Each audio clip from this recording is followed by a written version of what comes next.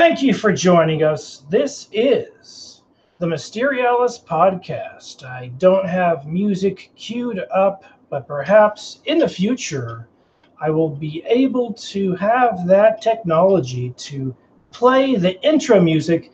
This is episode 4 of the Mysterialis podcast. We have a guest for this episode, and they should be joining us shortly. But until they join us, perhaps I can just, talk about some random stuff. Okay, the topic for tonight, a special guest is going to be, you know what? Let me share the link of this video. I'm going to be sharing the link of this video on the internet, out on Twitter. Let's see if this works. I thank you for your patience. I need to copy and paste something very quickly. All right, copy and paste. Hopefully we are live. If we are live, let me know. I would be greatly appreciative if we are live.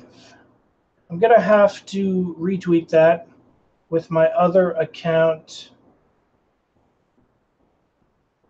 All right. Hopefully we are live right now. I'm John Razimus. I thank you for watching. This is episode 4 of the Mysterialis podcast. We have a special guest for tonight, Brandon Young. Hopefully will be joining us. Brandon is going to be sharing a scary Ouija board story that he had experienced in his past. Freaky stuff. I can tell you personally, I've only played with the Ouija board one time at my grandma's house when I was a little kid. I have had to have been 14 years old, something like that. And I was with my cousin, and my cousin was 14, and my grandma is the one that moved. We were bored. We tried it, and nothing happened. Nothing happened. We tried it, nothing. Zip. So we left and we played video games. And when we came back, we saw that the little planchet had moved to a different area, to a S. It moved to S. And then we went to play video games again. We went back and it moved to A. And my grandma was messing with us. She was moving it every time we walked in and out. And that's my only experience. It's an uplifting, happy, funny experience. Perhaps the exact opposite experience of Brandon Young's. This is... Well, let me check. I'm going to tell you more about my...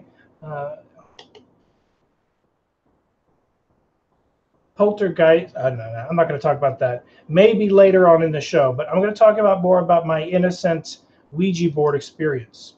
I got to double check to see if I'm live on the channel. See, sometimes, okay, it's showing live. It is showing live. Here we are live, 8 watching.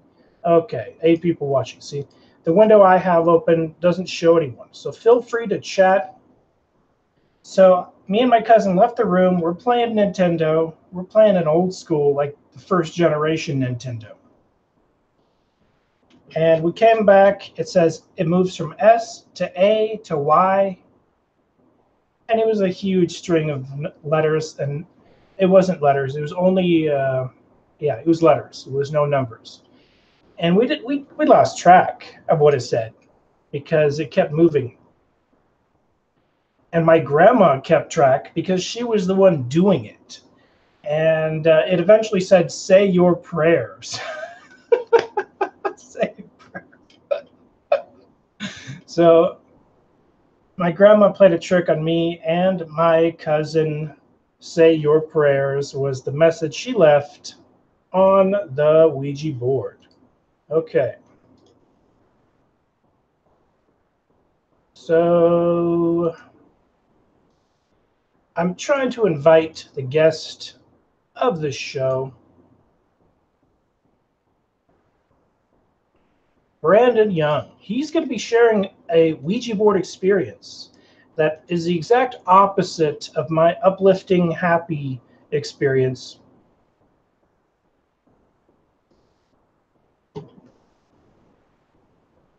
I'm inviting him right now.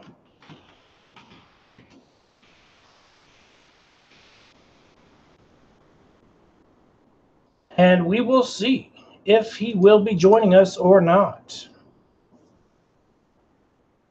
I've been playing a lot of Diablo lately. Not a lot, but a tiny smidge. I played Diablo 1 in 1996 and 7. Played Diablo 2 when it first came out, whenever that was. A considerable amount of years later. And a considerable amount of years later after that, this came out, Diablo 3. And this is an old game at this point. It's old. But they promised a lot of features that were not in the game. And so I quit. I played up to level 45, and I quit. I didn't even play hard or nightmare mode or any of the higher modes, because it was just the same short game repeated with higher difficulty. But I recently started playing it again because I did get the expansion pack from 2013. And it's not here yet, but I got this shirt. It's a Demon Hunter shirt. It was only $10. It was very cheap. And I am sort of a demon hunter in real life to a certain extent, although I wouldn't say they hunt me. I would say I more investigate their existence and try to prove it because of my encounters in the past. Let's check up on Brandon Young. So Brandon, what happens when you click that link? What happens? Because if you don't want to join us, I might need to change the title. Okay, so movies. What have I watched lately? Suspirium, or Suspirius? I can't even remember how it goes now. It's an Italian movie. It's a horror movie from the 70s. It's corny, but it's also very well directed. Can't even remember what it's called. Let me Google it. Suspiria. Okay, Suspiria. And they've remade the movie. I'm looking forward to it, although hopefully it's not too scary. I'm not too big into really scary horror movies. But I can say, I'll mention again, when an entity jumped on top of me, an actual demon jumped on top of me to bother me and harass me, I watched 15 minutes of the movie From Beyond. From Beyond, an H.P. Lovecraft-inspired movie. In that movie, there is a mad scientist type character who lives in a regular house but has secret lab equipment. But I remember there's a scene in From Beyond where the cops are coming to investigate. Perhaps someone died. So the cops are coming to investigate, and they open up this mad scientist's secret room, and there's a lot of gross stuff. There's like leather chaps and leather whips, and a lot of that gross, you know what I'm talking about. It's almost the stereotypical mad scientist slash pervert. Now, I'm just going to say pervert generically. These are fictional characters. They're not real. It's based on a H.P. Lovecraft character, but that movie almost seems, it might predate, but I'm not sure. I have to check the dates. It seems to almost, to a small extent, give a shout out to Jack Parsons. Jack Parsons is a very famous occultist who lived in Pasadena, California. He was a rocket scientist, one of the founding fathers of rocket science. And I think he might have claimed at one time or another he got the information from other dimensions or from his dreams or from his magic. He was a magic practitioner. He was an occultist. So he was kind of like a mad scientist. He shot off rockets, tested them out. He founded JPL, Jet Propulsion Laboratories, there in Pasadena, California. Now connected to NASA, and because of JPL, we can fire rockets, or we could when we weren't relying on the Russians to shoot rockets into outer space.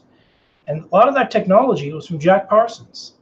Jack Parsons secretly practiced occult stuff, and I think secretly he practiced some of that sick leather chaps stuff too. Now, I'm just saying, generically speaking, mad scientist, a darker secret, you're not going to see that with me.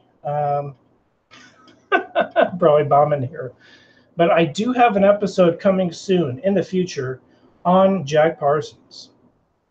I might as well admit it. I investigated the road where Jack Parsons lived in Pasadena, California, because I was curious. After researching just for a few minutes on Jack Parsons, nothing extensive, I came across the fact that he lived in a house on one of the main streets in Pasadena. And then he moved out. He got a divorce. And then he moved back on the same block, so close.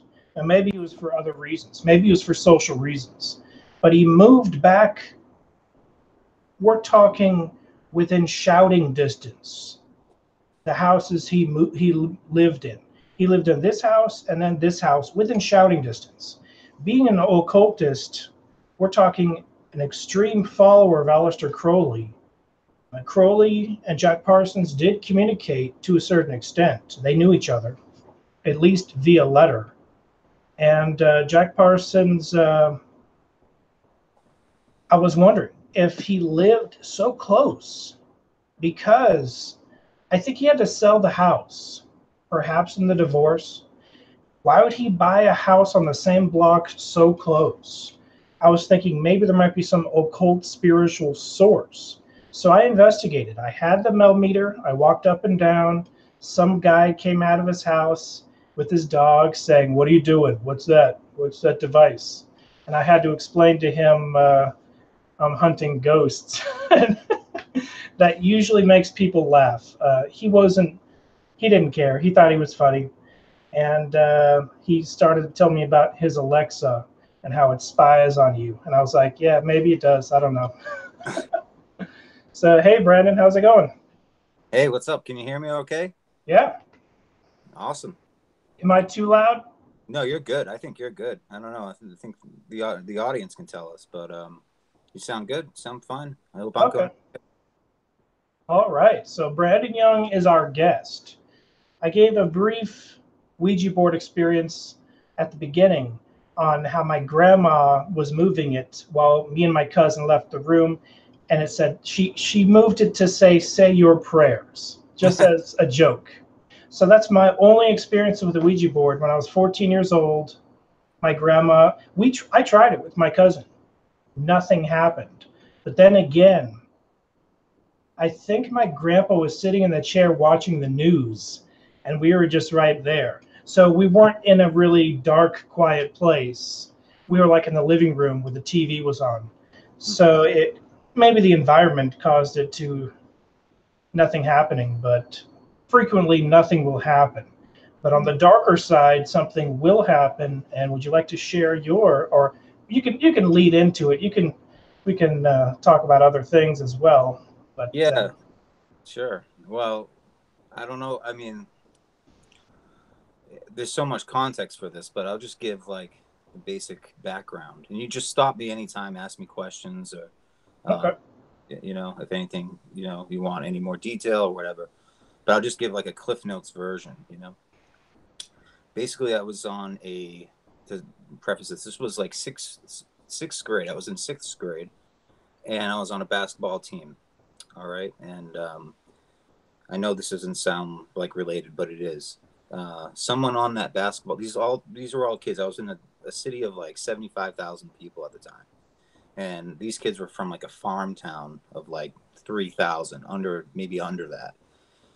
And so I was on the basketball team, and I made friends with the kids, and one of the people on there on the team was this girl named Tanya, and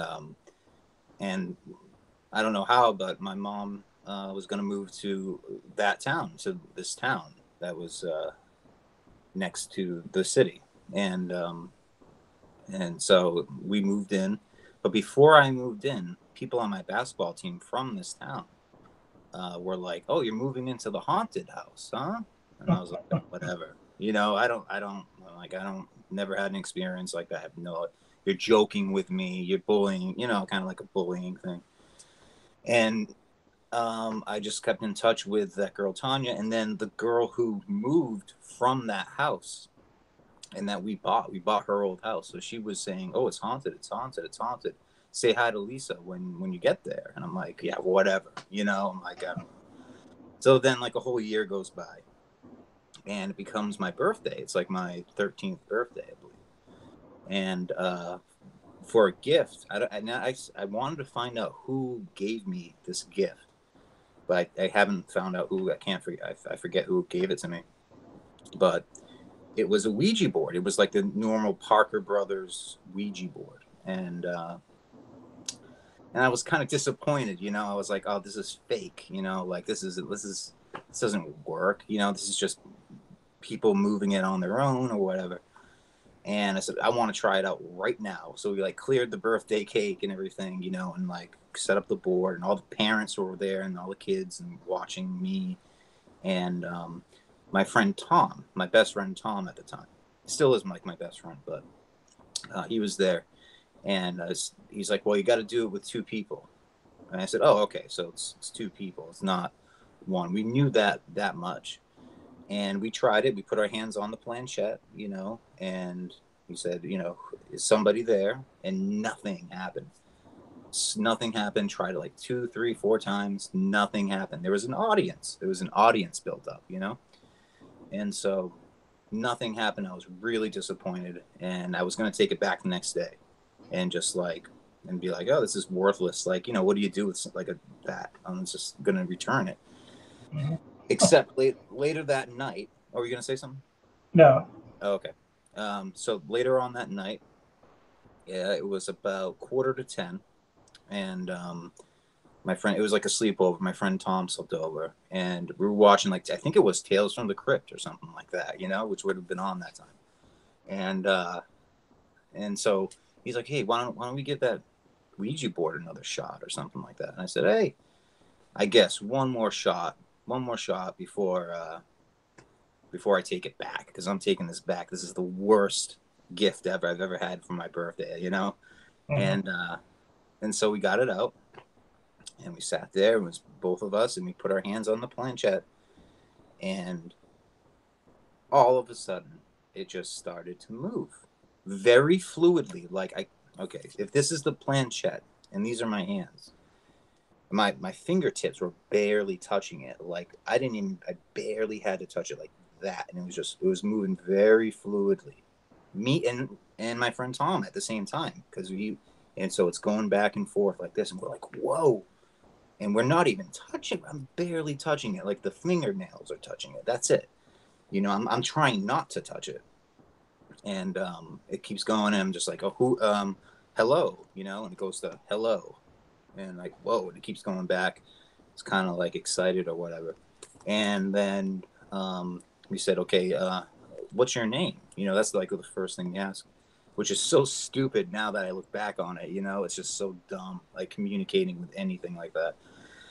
Yeah. So I said, yeah, it said spelled out Lisa, Lisa. And it didn't click right away like what that girl on the basketball team had said, which was say hi to Lisa for me.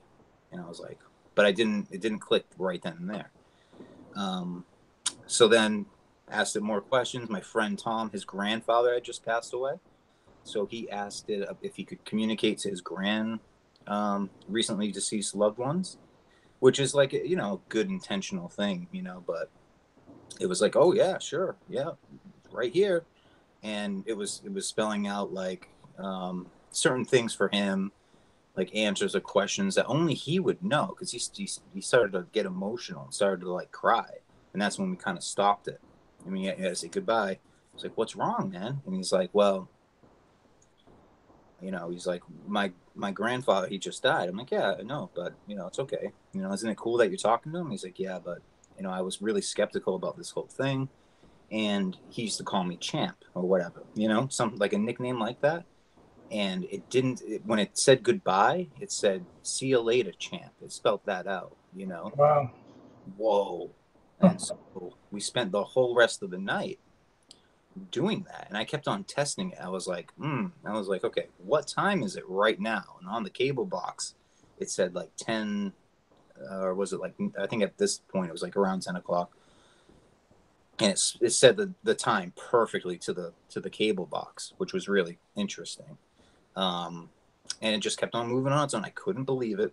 And I was communicating with my grandmother who passed away, supposedly. Now I know better, but and that was it for the night. We were just like, what just happened? Is this just, were you moving it? No. Were you moving? No, you saw my hands are like this, like I wasn't even touching it.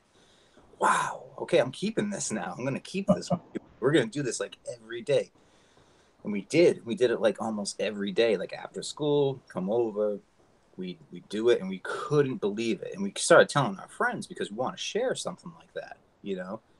And I told my friends, and they were like, yeah, right. I'm like, no, we'll prove it to you, you know. And then of my friends, that girl Tanya was like, oh, she's like, that was Lisa. I'm like, how'd you, oh my god, that's right, like how'd you know? She's like, it's real, like I do the Ouija board. I talk to her every night too, from my place. Now she lived across town. She lived like maybe 4 or 5 miles away, which was interesting. I don't know how that works, but she was in contact with this entity too. And I was like, wow. She's like, yeah, you guys are going to do it tonight? I'm like, sure. And she's like, okay, well, you know, I'm going to talk to her from like 6 to 7. Or usually we come out like later night, after 9 or something like that. I'm going to talk to her from this point, and then you guys can talk to her. I was just like, wow, okay. And it was about a week later.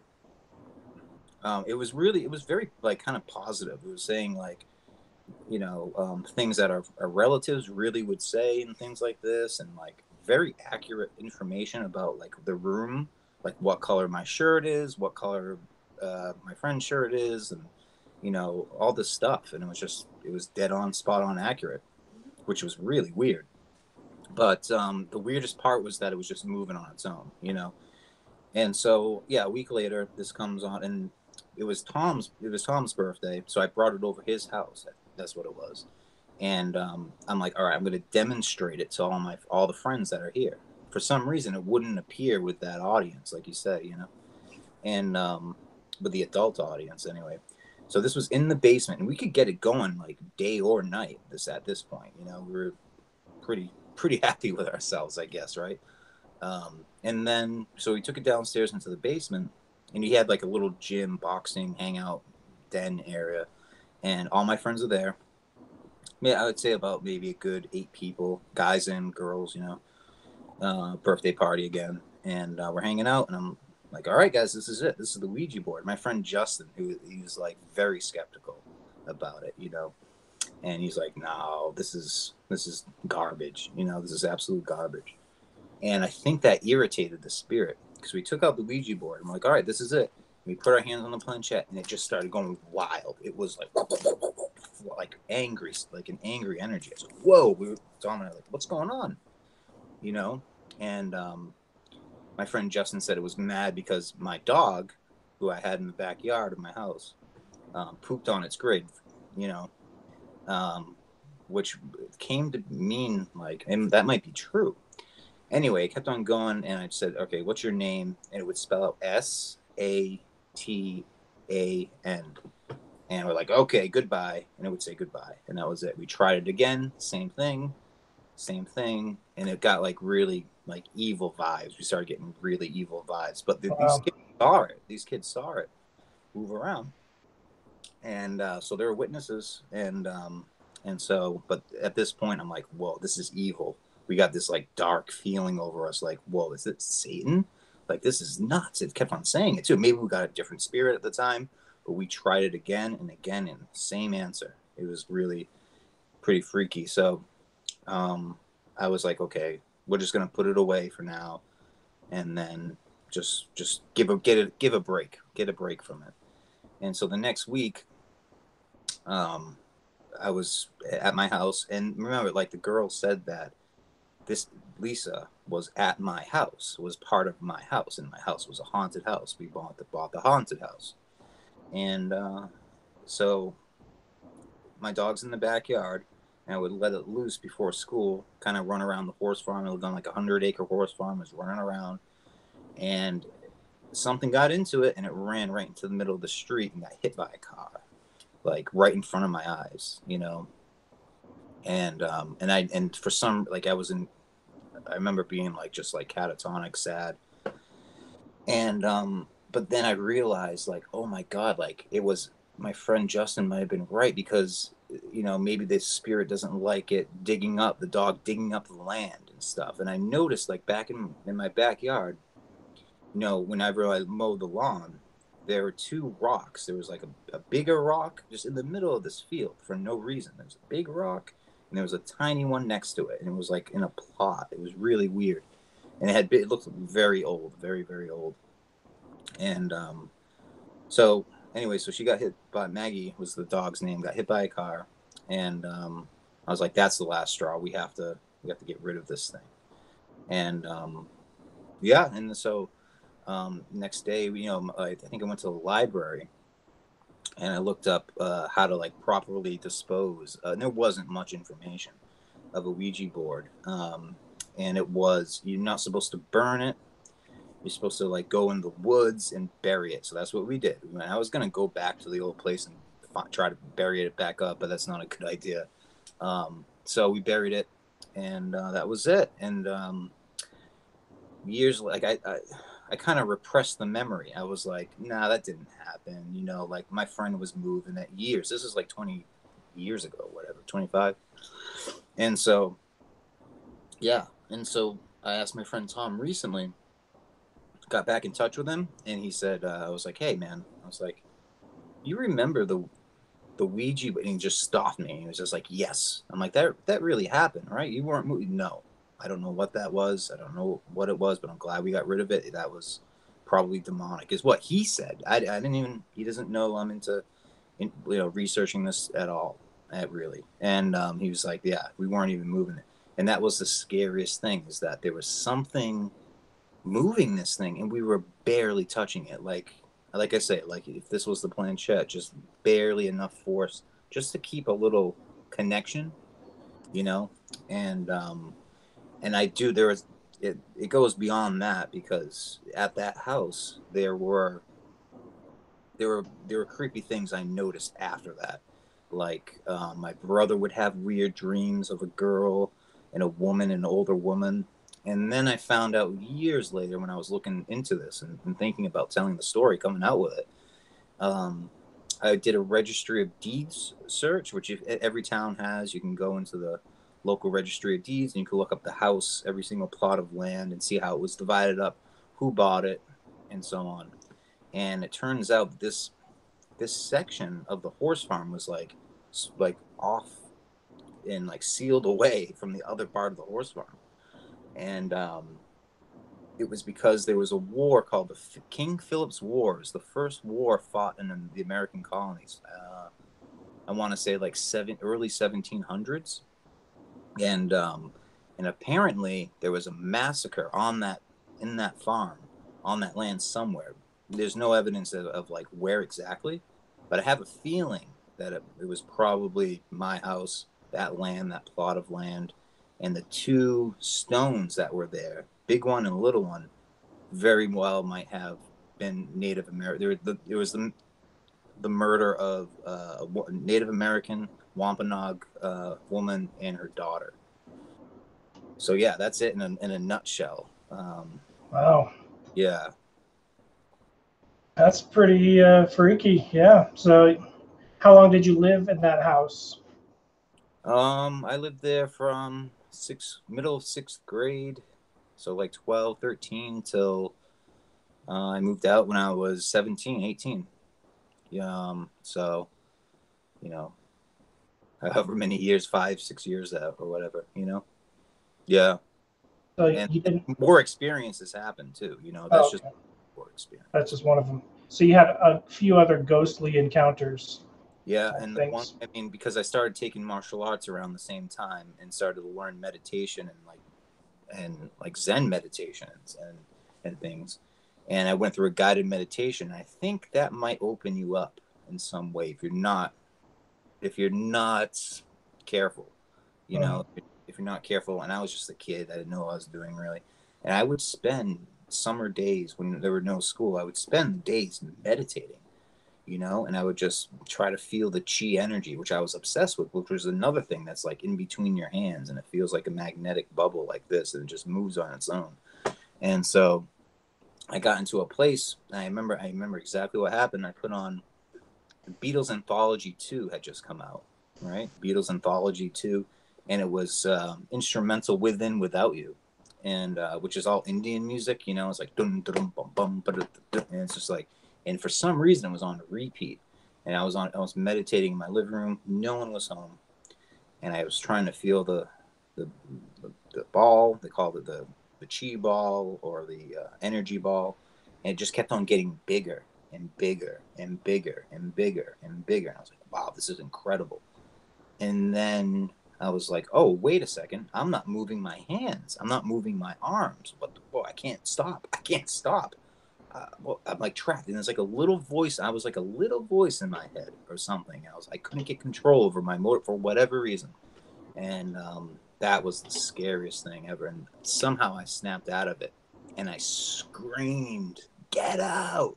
And I ran out of the house. I ran out of the house. It was raining that day. And I waited 2 hours for my mom to get home. So someone else was there. And I was just in the rain. And that was really scary. That was almost like a possession almost. Yeah. So a lot of creepy things. My older brother went and took a nap downstairs. And he came up screaming. And he's not like faint of heart or scared of anything. He, very skeptical and all this. He came up screaming one day and he's like, Brandon, he's like, what's going on? I'm like, I don't know. What you came up screaming, And he's like, were you downstairs? I'm like, no. He's like, yeah, okay, well, come for a ride with me. He went for a ride because he could drive. He was my older brother. He could drive, and we were driving. He's like, I don't believe in ghosts or anything like that. I'm like, yeah, why? What happened? And he's like, well, I was downstairs and I was having what I thought was this dream where I thought you were coming up and like tickling me and stuff, right? The tickle and stuff. And I was like, no, that wasn't me. He's like, yeah, I know, because it was like a little girl. I said, oh my God. And she was whispering something at me and I couldn't hear it. And I was like, it sounded like Lisa, like a Lisa. And it got louder and louder and louder and louder as he woke up. And he said, Lisa. I didn't mention it to him. I didn't mention that I had a contact with this Lisa or whatever. But that's another, confirmation that there was something going on in that house on that plot of land. It still haunts me for this day. I think, I really do not advise anybody ever playing with a Ouija board at all. And I don't know if it works for people. Never do it. Just never do it. Never open yourself up to that. Luckily, my parents moved away. I moved away from the house, and that was the end of it as far as I know. I've had encounters here and there, but very rarely. This was like something that we could just do pretty much on command. Like, there was people there, like my friends, and we just busted out, and it did work, but it just didn't work in the way that we thought it would. It wasn't nice. So yeah, that's pretty much the story right there. Okay. Really Yeah, scary. thank you for sharing. Yeah. I agree 100%. Don't use Ouija boards, period. Unless you want to open up the dark side. There's an Art Bell quote. Art Bell says, "You don't know what door you're opening up. It's an unknown, and dark things lie at the other side of that door." And you're talking about meditation and how you can open yourself up potentially. Chang meditation master Yang Hua, he says he has to teach his students how to meditate. And if there isn't a master like guiding them, then they can eventually, occasionally, or even rarely fall away into some possessed type state. Oh, wow. And he said there's one student of his original school which that happened to him. The teacher said, "Oh, that's not how you do it. You do it like this." Mm. And the student had a prideful, "No, I'll do it my own way." Mm. And he got in contact with demons through meditation. Wow. And it was totally against the teacher, the master's guidelines. And so he broke off and did his own thing. But he said it's a theoretical possibility. So obviously it's a selling point. It could be a selling point. Go to we'll teach you how to meditate properly. But he was being honest. He was being genuine. That someone did get in a possessed state through constant practice of meditation, ignoring the guidelines of their teacher. Now, I know there's many different ways to meditate. I would just say watch out and be wary of negative entities, period. Negative vibes, period. But on Ouija boards, I agree. We talked a little bit previously about Aleister Crowley. At the time, Aleister Crowley was thinking about designing his own tarot cards, black magic, notorious gangster of black magic practitioners.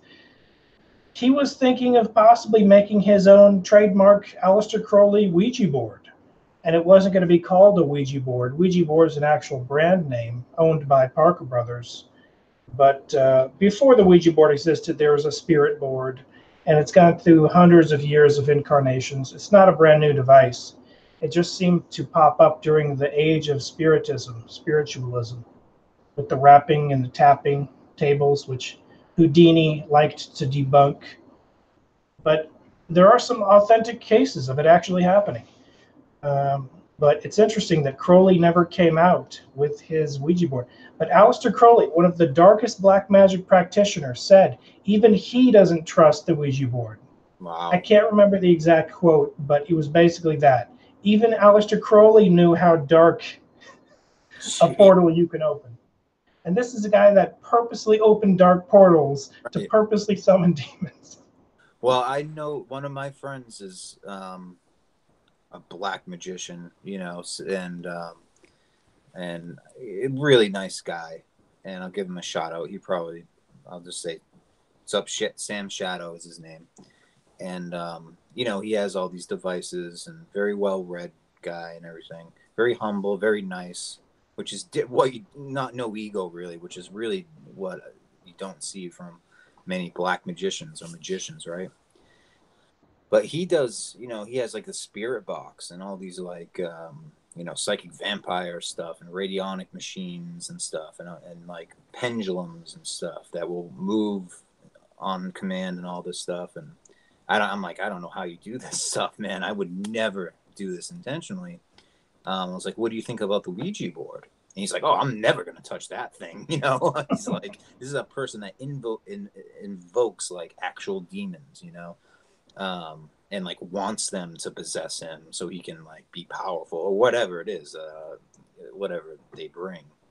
It's a trap. But no, he's afraid of the Ouija board. Even people who are staunch atheists, you know, like I know a few people, and I was like, you know, yeah, I'm gonna be talking about my Ouija board experience, and they're like, oh, Ouija board. I'm like, yeah, I know you don't believe in it. They're like, no, I tried it once, and I'm never gonna try it again. I just get it. And they're like, wow, how can you be an atheist, you know, and think that and be afraid of a Ouija board, you know? So I find that a lot. Like a lot of people, no matter how hardcore Satanist or black left hand path or whatever they are, they kind of stay away from the Ouija board, which is interesting. And I do know, I remember, you remember that movie, of course, The Exorcist, that's based on a true story that I guess started with the Ouija board experience of a young boy. So I mean, it really happens, and you know, I'm sure a lot of people who watch this will be like, yeah, you know, if I have a story like that, you know, I tried it once or whatever. A lot of people make the mistake of trying it alone, and that's really dangerous. And I don't know if we're Yeah. even at that point, but if there's a powerful, positive presence, I think, or like when the parents were in the room. It's interesting that it didn't work when the parents were in the room and everybody was there watching. But then later on, it decided to come out. It might be because, you know, it just doesn't, like I say, it doesn't like an audience. You know, it doesn't like to be made like, aha, this is like the show or whatever. I don't know. It's really kind of mind-boggling. Well, I think the entities that come forth, maybe they're bound by certain rules and laws, but I do know they don't like to be predictable. They like to be unpredictable. That way, a scientist can't predictably quantify responses from them or quantify them manifesting. You can't quantify something that's random, Right. and what they do is always random. But I remember the Ghost Adventures crew. They went to the house of the actual exorcist of the boy that the movie was based on. And the boy is anonymous to this day for obvious reasons. Yeah. He doesn't want his face out there of being a victim of this famous exorcism and possession. But the Ghost Adventures crew, I don't know if you ever saw that episode, Mm-mm. but it's a little earlier. But I noticed Zach and the rest of the Ghost Adventures crew, they were kind of joking around with it. And they brought in a Ouija board and they got on the bed of the actual room of the actual exorcist possession and exorcism site. And an entity did appear on their detection meters. Mm. And one thing that the Ghost Adventures crew didn't seem to notice was there was a very big mirror on the wall. It was a full-size mirror. And I think full-sized mirrors can theoretically be used by entities as a portal. Whether that's the case or not, Zach Bagans is on the bed, kind of provoking the entity. And he has the Ouija board, and he puts the spirit box on top of it, and it's crystal clear. The thing says Diablo, really loud. It's pretty freaky. Wait, was it a voice phenomenon or was it spelt it out on the It was Ouija? on a spirit box. So the spirit box Oh, is going Diablo, and it came out just like that. It was pretty freaky. wow. Oh, yeah. I've never really heard, other than, you know, the stuff that you've posted and stuff, and not to my knowledge, of it, like what you call an EVP. You know, Mhm. Ghost Adventures. My families, they love that show. They love like the Ghost Investigation show with the Long Island guy, and he's got like a New York accent. And he looks into like the prop. They were watching it earlier today, and Yeah, like they love that stuff. But I've seen a couple episodes, and Zach Baggins, I think he's the guy, like the lead guy that's like, we're going in to this place. He's just like that guy, right? So, but he seems to have like the wrong approach to, investigating ghosts and stuff. It's just, I don't know. It seems like a lot of showmanship, a lot of script writing, a lot of stuff. It really to delegitimize in some ways, but without even noticing. Um, they'll come across interesting evidence, I bet. Mhm. If you've seen some of Oh, the. most definitely. A lot of those ghost shows, they fake so much. It makes me want to change the channel. It's unfortunate because they could be genuine and still come across real stuff. But Mhm. I understand they have to hype it up like, oh, did you sense that? Oh my gosh. When they're not sensing anything, they just need some footage of something happening just in case nothing happens. So Yeah. they when nothing happens, they fill it in with that. So Mm-hmm. many times nothing happens.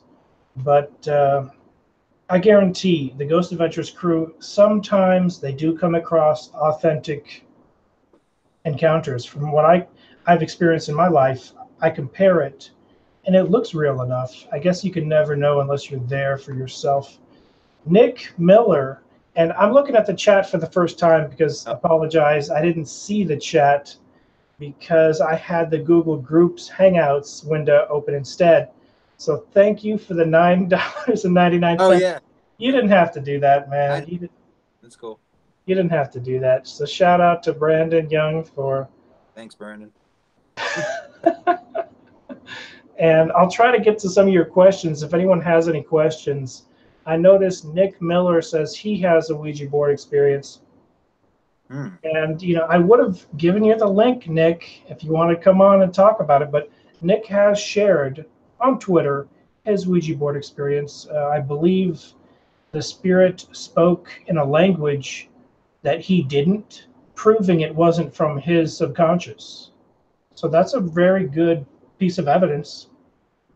If it's saying something in another language, I know a skeptic would say, you know what you're wearing, you know what time it is. But Yeah, Nick but you know what? says one of these days, Just real quick, like because think about this, and I was thinking about this. How hard would it be for you and I to right now, even if we even planned it a little bit ahead of time, Mhm. to fake fluid movements at the exact same time without like what I mean, coordinated, and then the same answer, like, okay, we're gonna go to this letter now, and now this letter, like that would never happen, and like you would see pressure, you would see maybe uh, some more pressure. We were barely touching this thing. We were bare, like I guess our fingernails. no, I agree. I trust you're telling the truth. Yeah. The movie The Exorcist, she barely touches it and it moves. That Mm. is theoretically possible with the spirit, especially a negative one. They can move objects. And definitely it helps if you're touching it because there's also that deniability. These negative spirits love deniability. Mm. They don't exist from the perspective of mainstream science, and they love that. They love it. So they hide behind that mask of not existing. Um, on an episode of Ghost Adventures, Zach Bagans convinces this guy who summoned a demon through a Ouija board called Zozo. Um, and the guy tells Zach Bagans it was one of the most horrific events in his life and he doesn't want to relive it. And he says it was 10 years in the past and he's never touched a Ouija board ever again. And in my opinion, it's one of the most appalling Ghost Adventures episodes because Zach Bagans says, hey, we got a Ouija board. You want to do it? Let's do it. Oh And no. for the cameras, Zach Bagans is like, Uh-oh.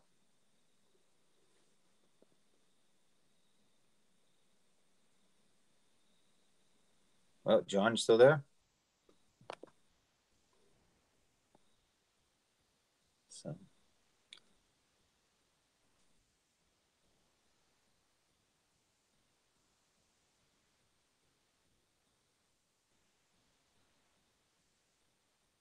Testing 1 2 3 1 2 3. We still live? Can you guys hear us or me? John, I think, is gone. The video, maybe his battery died. He has to plug it in. Oh, there you are. I can hear you. You got to be joking me. I can hear you. We can hear you now. I can hear you at least. I think your picture went away, John. Wow. So Okay. Nick says we can hear. He can hear us. So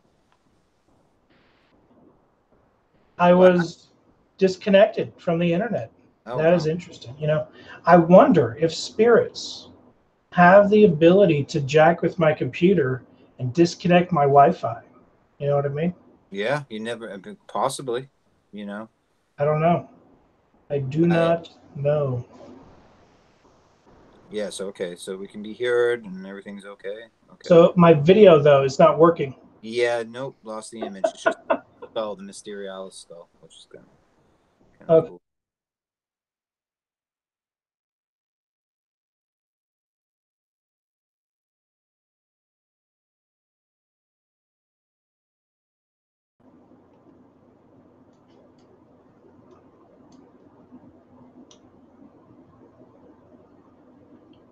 All right. We lost connection. It's no big deal. We're going to try to get Brandon back for part 2.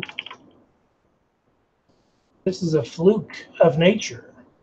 Very interesting.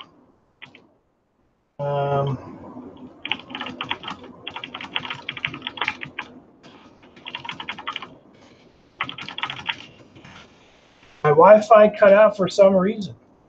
I don't know how and why this happened. Very unusual, very interesting. Am I back? Yes, you Okay. are back. Wow. You know, I've never had this happen to me before, ever. Jeez. I do hangouts a lot, not a lot, but like fair amount. And I mean it happens, but like back to back like that was really weird. Yeah. Okay, we're back. I hope the video worked and uploaded. We will see. We'll see. I Yeah. don't know what is going to happen. But I was just talking about the old episode of Ghost Adventures where Zach Bagans hears this guy's story. The guy's like, using the Ouija board is the most traumatic experience of my life. I don't own a Ouija board, haven't touched one for 10 years. It almost destroyed my life, the guy said. And Zach Bagans is like, we got one. Let's do it. Here's the cameras, lights, camera, action. And the guy was very hesitant. Now, maybe this was acting. Maybe this was prearranged for dramatic reasons. But as a viewer, not knowing what's acting or not, it seems like the guy was dragged back into the occult of using a Ouija board to summon this Zozo demon. Wow. To the point where there's a second and even third episode of this same guy. Oh, wow. So he kicked the habit, 10 years of sober from the Ouija board. But because the reintroduction of Zach Bagans encouraging the guy, he's featured in like 2 or 3 episodes. And now the guy seems to have that on his resume. I summoned Zozo's the demon on the Ouija boards professionally. And I don't think the guy wanted that unless the whole thing was acting. It's hard to say. You've watched like almost every episode, right, of Ghost Adventures? Yeah, so, I probably had it. I think I still need season 1 and 2. I'm working backwards. Yep. Do you so do you think it's like they're intentionally being misleading or a little bit? Do you think like Zach Bagans might have some occult spiritual connection that he's not really talking about too much? Well, most definitely.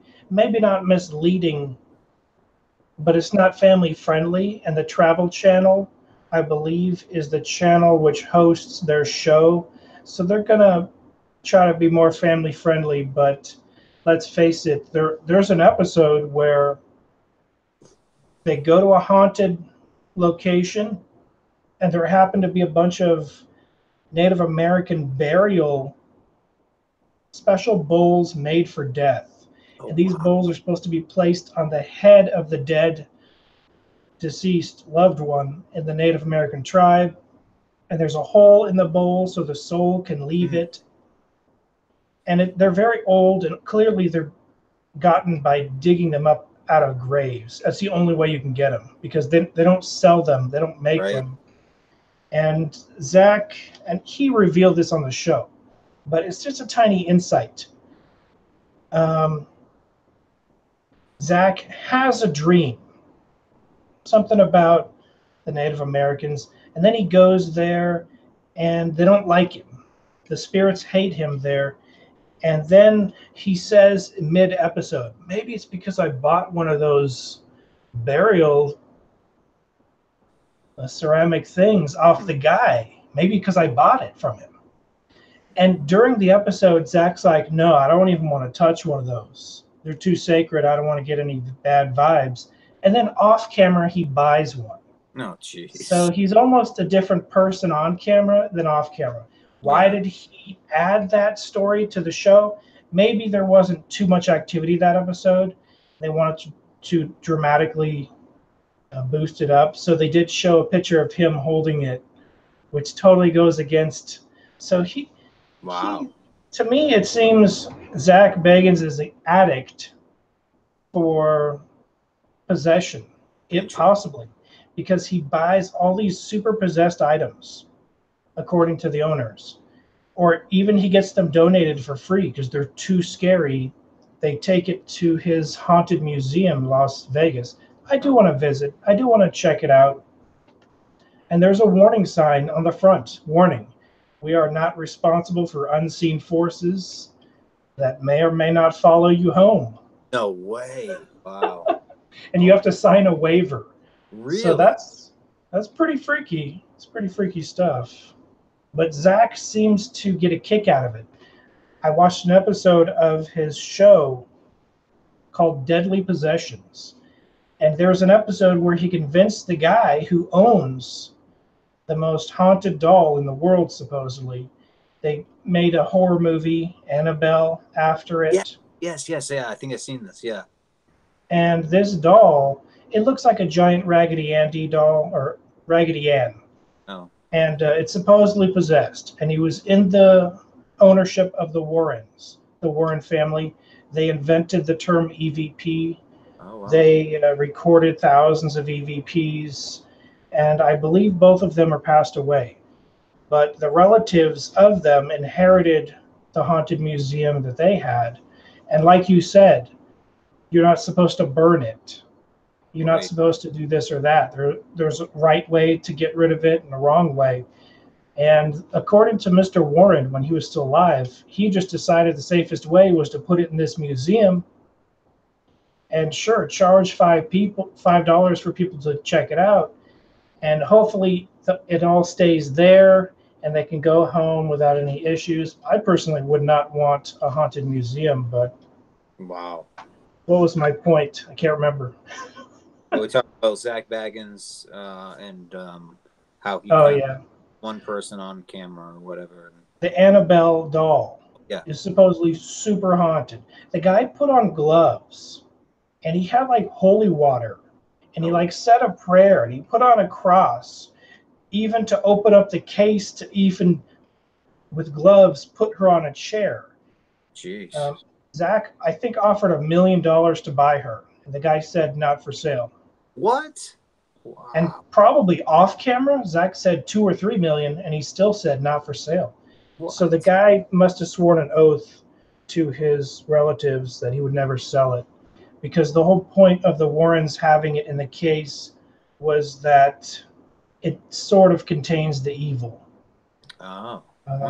Apparently at the Warrens Museum, a young man knocked on the glass because they keep her in a wooden and glass case, the doll, Annabelle.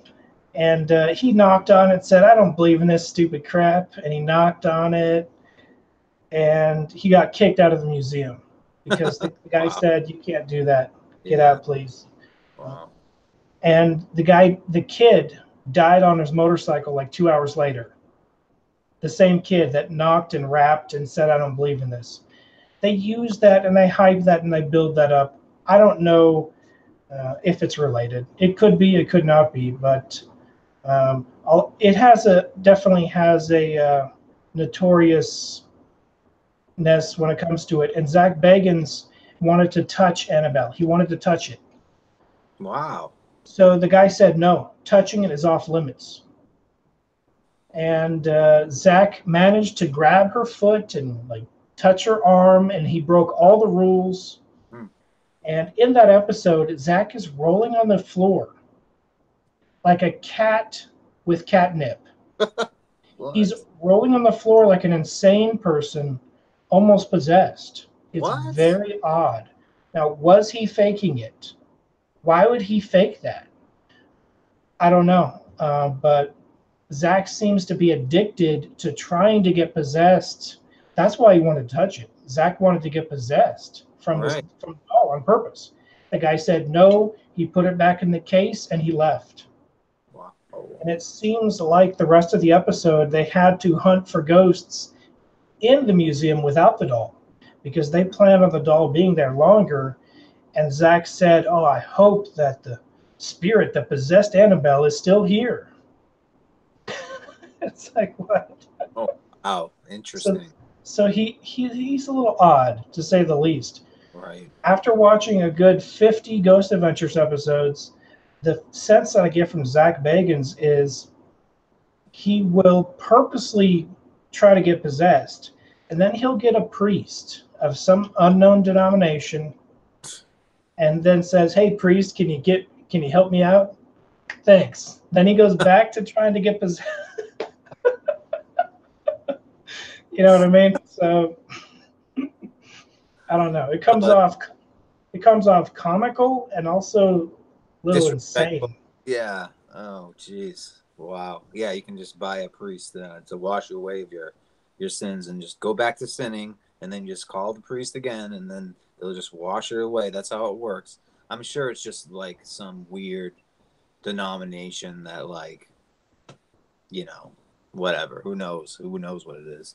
Yeah, that's what I think. It's like, it's almost like the Hollywood element is there, but like there's something really there as well with like Zach Bagans himself almost. Like he comes across kind of nice and interested in investigation, but I have a feeling like he's, like you said, like he wants to be possessed of demons and stuff, And I'm just looking at the chat here. We have Nick asked an interesting question. And then there's Timothy. He makes the point, Zach seems to get off on fear. He's really controlling of his co-stars and makes them go alone. What do you think about that? Is that true? Yeah, Zach always has Aaron Goodwin go down the scary hallway where stuff fell over and they heard voices on the remote devices. He always has Aaron go by himself. And it's a theory of his that when you're by yourself, you get more activity, especially if you're afraid. And maybe it works with Aaron. I don't know. That's just the formula. At this point, it's comic relief where, oh, crap, Aaron, your turn. Yeah. And one time he locked Aaron in a cell and didn't tell him. He couldn't get out. Now, how much of this is for theatrics? I don't know, but right. Fear could definitely increase the experience, I guess. I was in a poltergeist scenario, and eventually you get used to it. Eventually it becomes commonplace, and you can stand up and say, get out of here.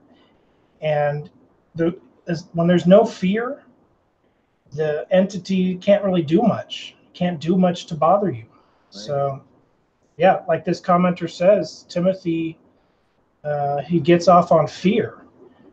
And that seems possible. He purposely bought a super haunted house in Las Vegas to turn into the haunted museum, just in case the relics and the museum items are not haunted. The location is already haunted. In the basement, there was witchcraft performed with pentagrams in the history of that house. And Zach had some equipment in the basement, ghost hunting equipment, and he said it got ruined because one day he unlocked the doors, went down, and he heard noises in the basement, and he was flooded, and the pipes like burst, and he was flooded. But he recorded it with a cell phone camera. You can see and hear knocks, which sound like authentic poltergeist activity.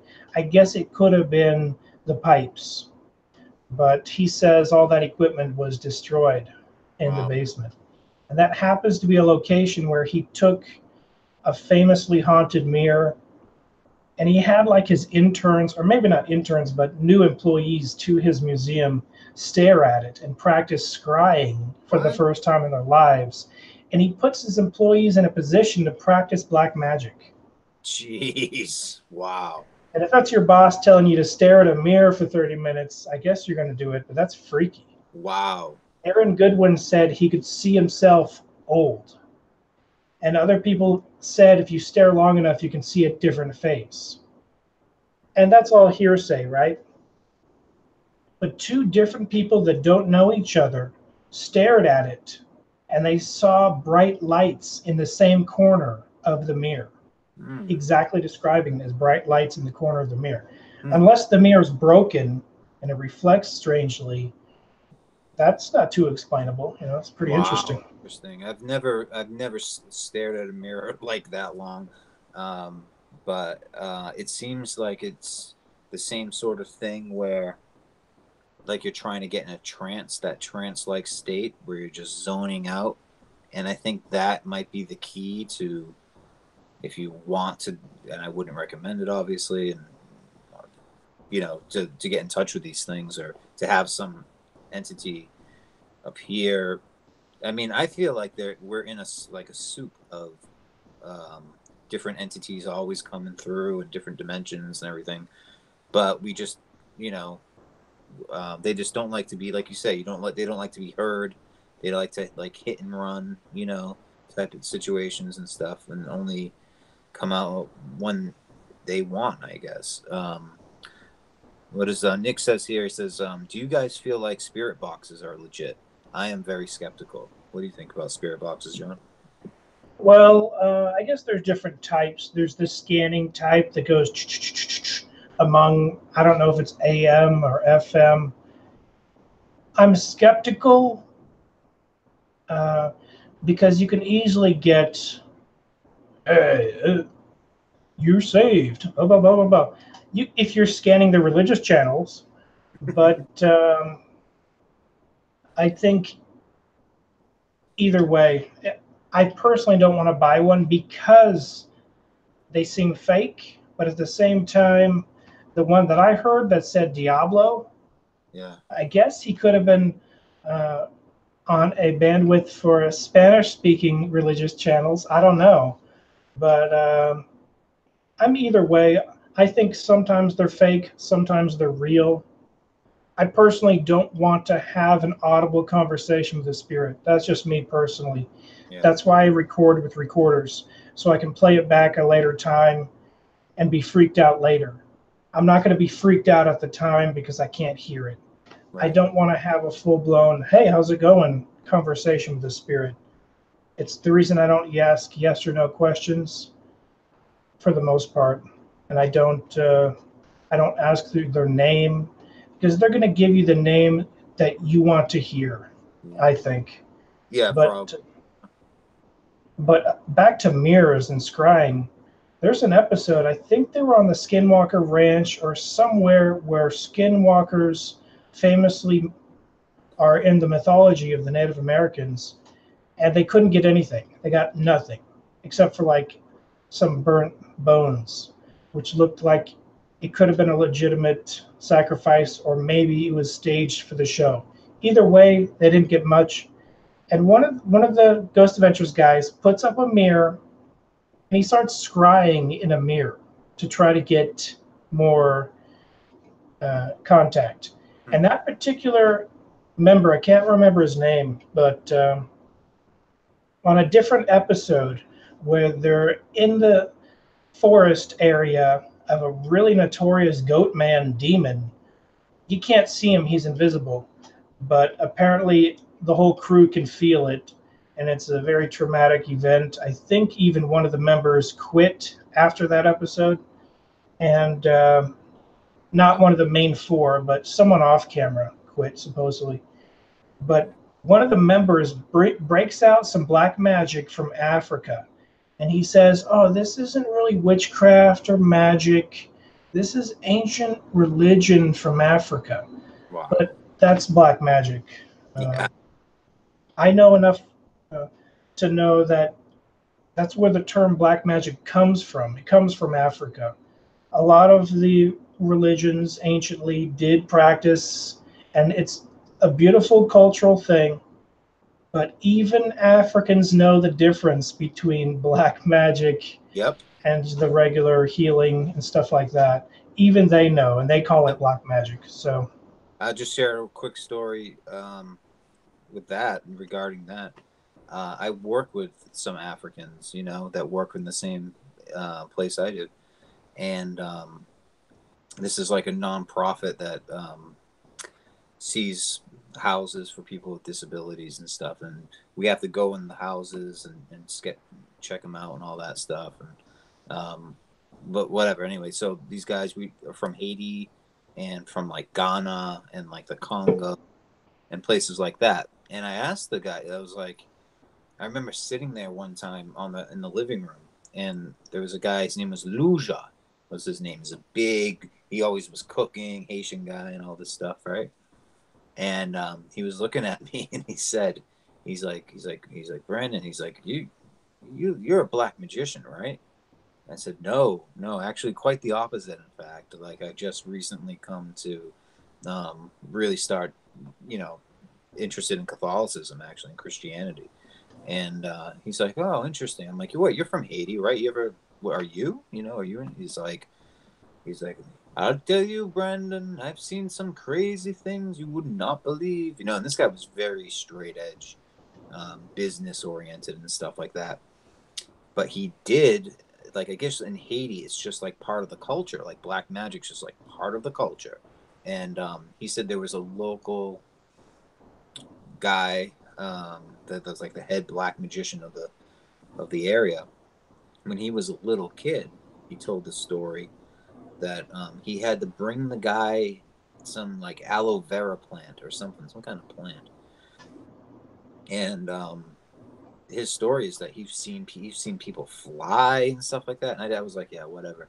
Well, he owns this guy Luger from Haiti.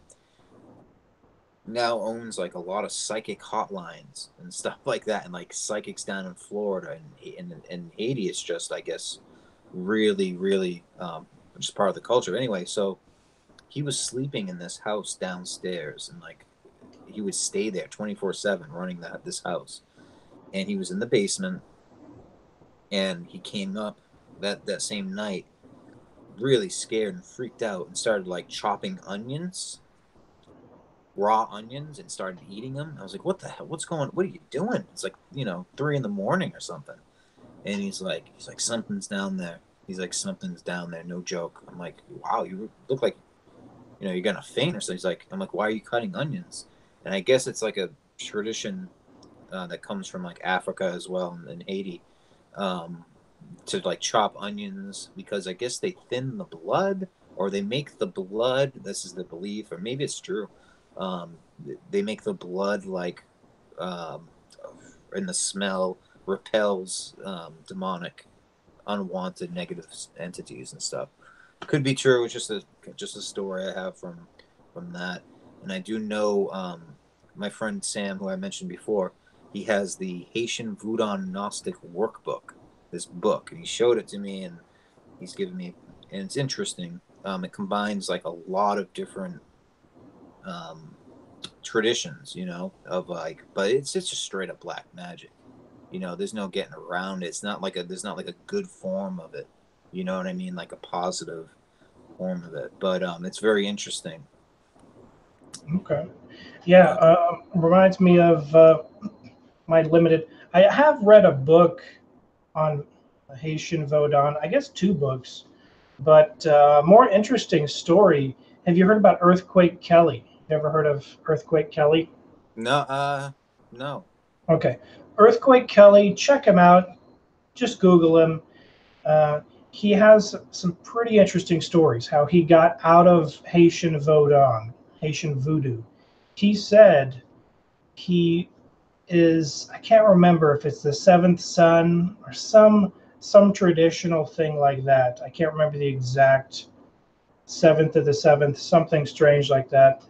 And his mom, maybe it was his aunt. I can't remember if he was raised by his mom or not, but check out the story.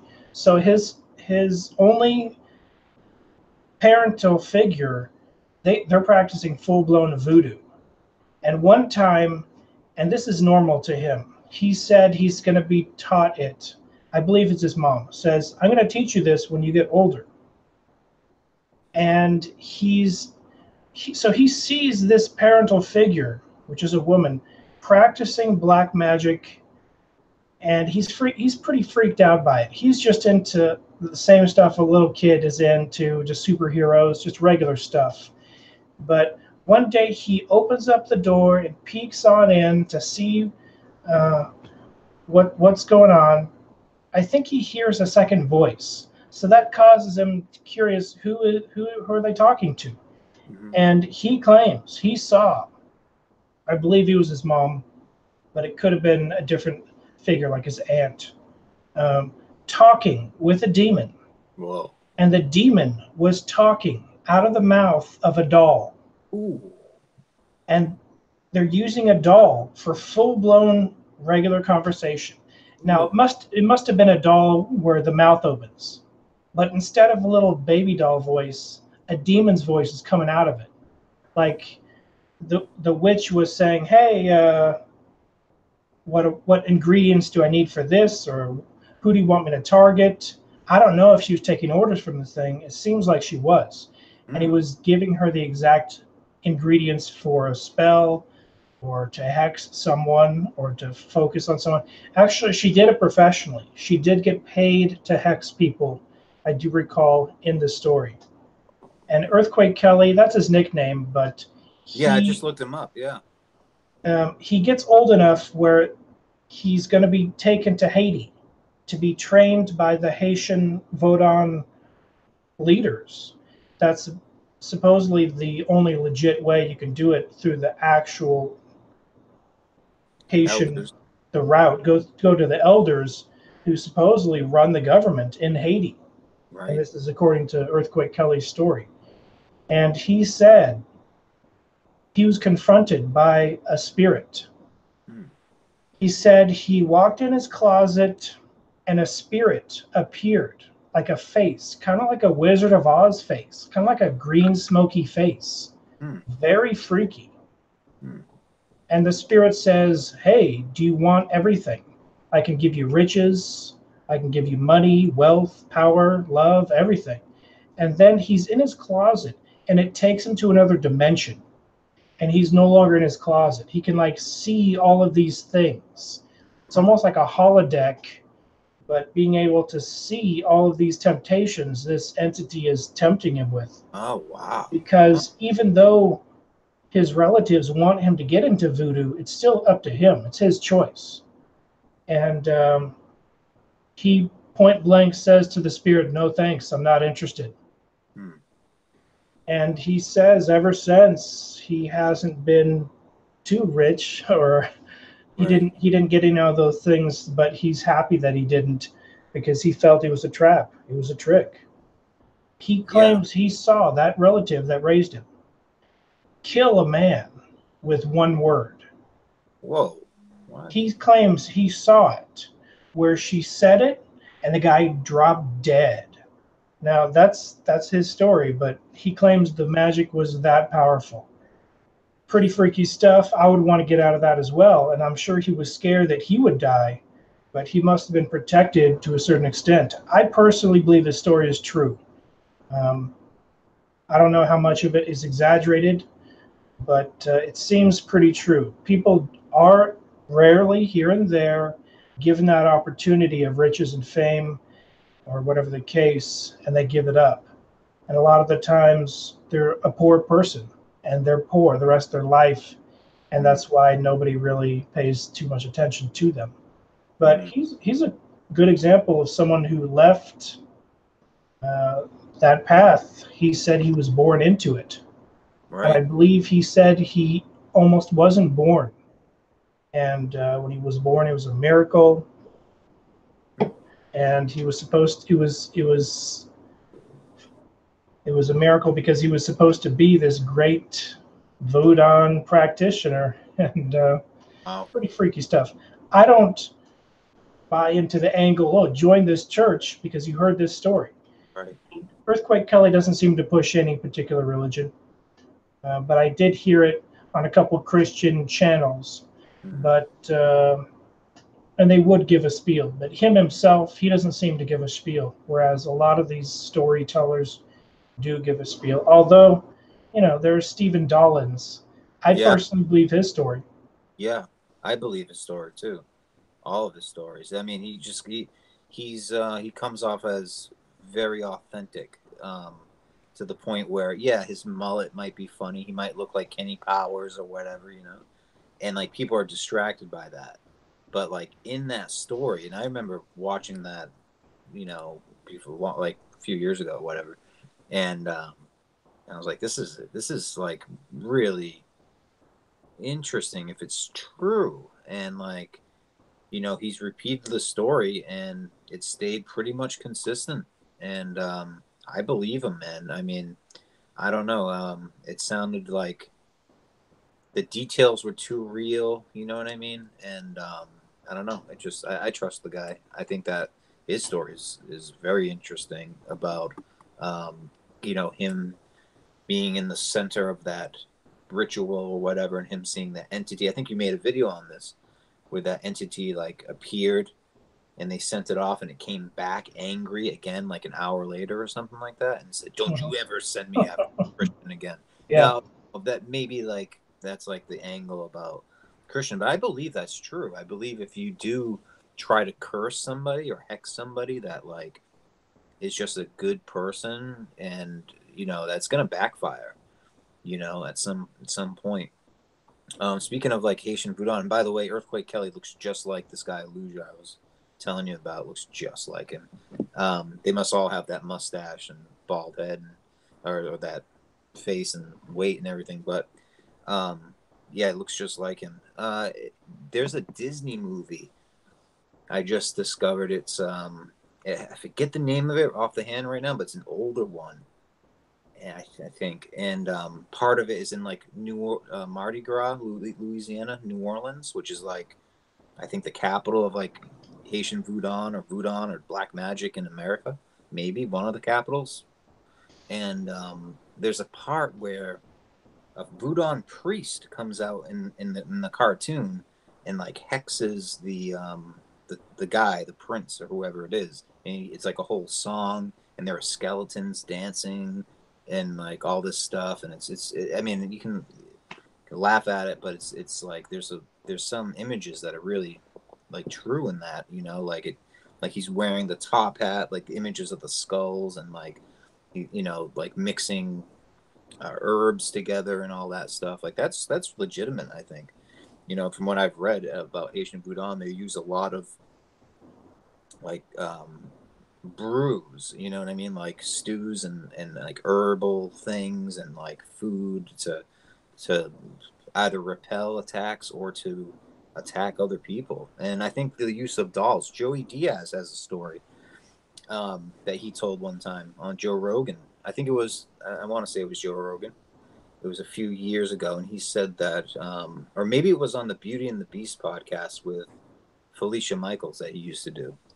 Anyway, really, really cool podcast. He told this story where, because he grew up Cuban, and he in New York City, and the Cuban communities into like Santeria, and he said that there was someone had given his mother a hard time. It was a cop that gave the mother a hard time or something like that, and he was just a kid at the time, and they said, okay, well, we're gonna go see the neighbor across the street, and the neighbor across the street was this woman, and he would watch her every day, and she would come out of, you know, very nice woman, just ate, you know, go to her house, look, normal life, everything like that. Well, that weekend they were supposed to, like, everybody was supposed to meet up there, and this is according to Joey Diaz, they brought her like rum, and she was drinking rum, and she was possessed of the spirit, and she drank the whole bottle of rum, like bottles of this rum. Most people would be intoxicated and like smoking cigars and all this stuff, and spoke with like a deep demonic voice, and it was like a little woman and stuff. Anyway, so they asked, like, what do you want? You know, what do you want? And all this stuff. And they said, well, we want this police officer, you know, to be cursed or something to happen. And they had some kind of price, and they like gave her a plate or something. There's all these like details I forget, but there was like a plate, and like she drew on it and like smashed it or something like that, and they had to like do all this stuff. And she said 1 week or whatever. And then the next day she went back to her perfect life and like she didn't know like what happened. And like Joey saw that and he freaked out. You know, he got really freaked out. Well, then he came home from school one time, and somebody said to him, well, like, you know, remember that police officer that, you know, hit your mom or something like that? And like, he's like, yeah. He's like, well, he's not going to be bothering her again, you know. And I guess the guy got murdered on duty. You know, the Santeria. Have you ever seen that movie with Martin Sheen where he plays, I think it's a cop in New York City in the Bronx who like investigates Santeria? Yeah, I saw that. There's a lot of truth in that, man. There are a lot of like these you know, ghettos, and for lack of neighborhoods, for lack of a better term, in New York City and these major, you know, metropolitan cities, that they bring their customs with them, man. And they have the right to practice and sacrifice chickens and stuff like that. Yeah, I remember that movie. And in the end of that movie, I don't want to spoil it. Yeah. This really doesn't spoil it, but the moral of that movie is Santeria. Yeah, it saves the family. It saves the day. The end. Credits roll. It's like, what? Oh, yeah. Is it? I haven't seen it in a while. I forget. I'm trying to remember what it was, but yeah. But I mean, it's pretty fairly accurate as a movie. The other thing that I was thinking about was in Hereditary, and then this isn't spoiling anything really, but remember the medium that she meets, you know, and like she puts her hand over I think it's, what is it, like a candle or some kind of glass, and it moves. That's almost very close to like what I can imagine, like what was the planchette moving. Even though I did touch it, it was such a light touch that it could have, I may be able to move it without touching it. But that was really interesting. And it doesn't, you know, like the Hollywood version of the Ouija board stories, like the planchette's like flying through the air and has like a personality, and it's like, and then like kills the person and stuff. Like, that's so stupid. The scariest things are just like the most banal things. They're just normal stories, like of just an object moving on its own. And you're just like, wow. You know, I can't explain what's going on. I still am wondering how this spirit was able to communicate with another girl 5 miles away across town. You know what I mean? Like, how does that happen? You know? Well, you know, I think even Stephen Dollins said demons have demonic telephone. Demons communicate. Spirits communicate. So even if it's not demons, spirits communicate. And spirits are not bound by space and time like we are. Unless they're landlocked demons, I think. So that would be the rare scenario. But even in that case, they can communicate things. But specifically, everyone has a familiar spirit, in my opinion. Very unpopular belief. Yeah. Comment says telepathy. Well, spirits, they don't even need to have telepathy. Spirits can have a full-blown conversation behind our back, and we'll never know what happened.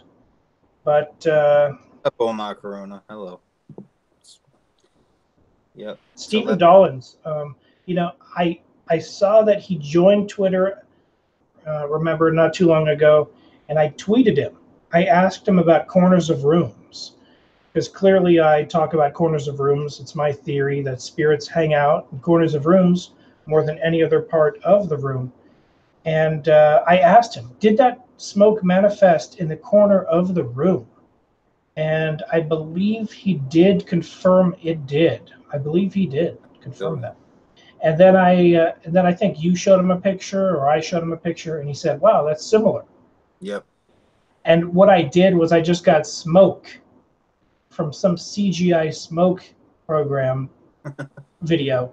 I turned it orange, and then I grabbed the Wolfman face from the movie The Never-Ending Story. Oh, that's what it was. And then I just put the face on there, and it's not particularly a scary wolf compared to the wolf that he saw.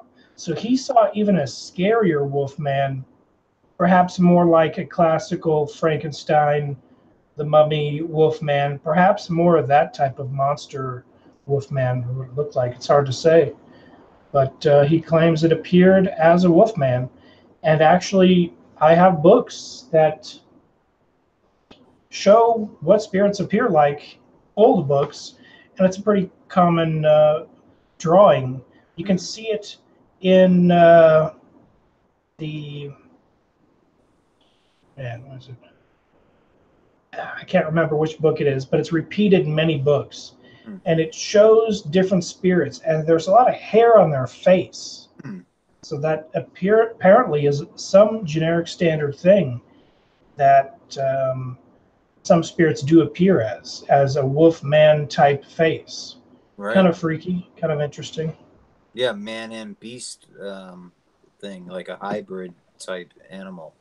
But what interesting about Stephen Dolan saying that is that, remember he said growing up he always had like the fear of the Wolfman, and so maybe, and I think that these entities are so intelligent, they watch over us, like, as you know, I mean, and they see us like they're actually assigned to us from birth to death or natural life, and they want to get you as anytime they can anyway. But so they'll use whatever you're afraid of from your childhood, and it could have been that, or it just could have just been that is the case, that they do appear like that throughout all time in history. I have woodcuts. I've seen woodcuts of like demons with, like you said, with the hairy face. That could be a Wolfman. I can see that. And that's separate from, I think, the whole thing about lycanthropy and all that.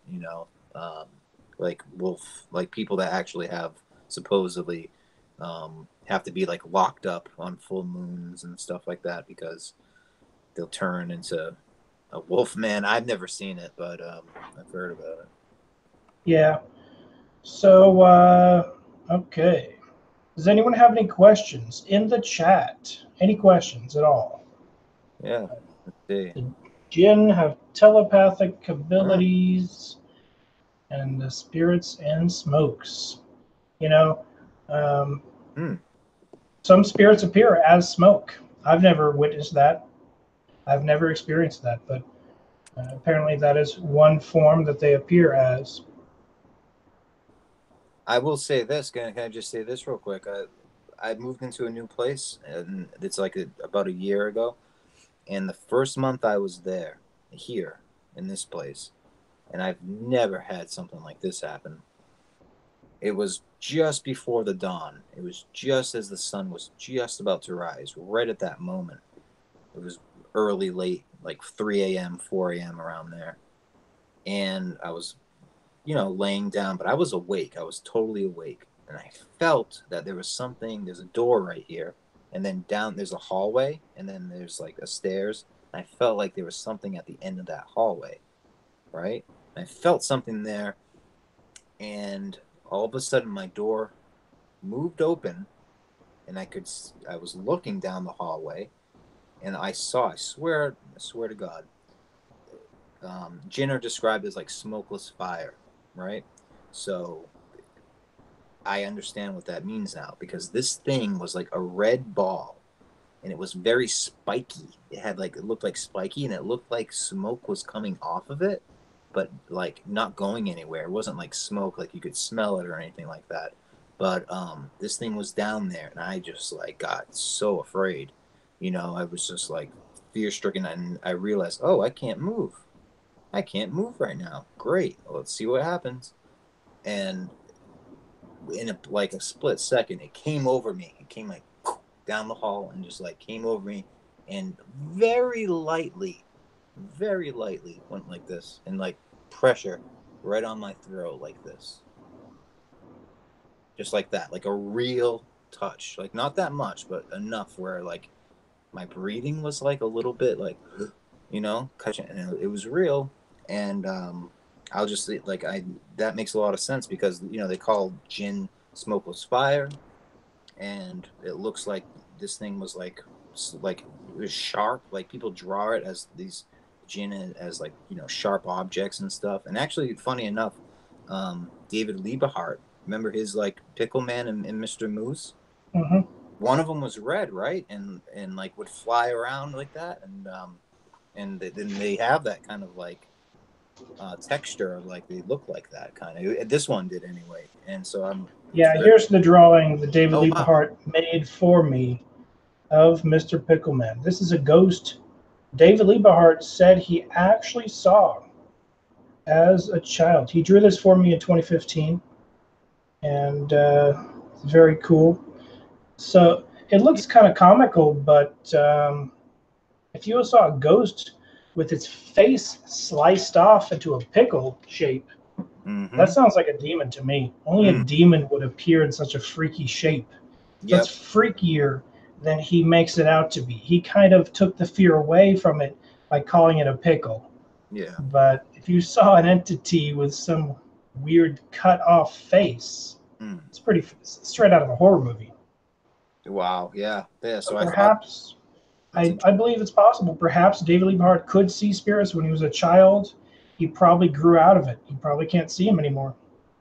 Maybe. Yeah. That's awesome that you have that. But yeah, I mean, it was red too. It was red in color, and David Liebehart said he was orange.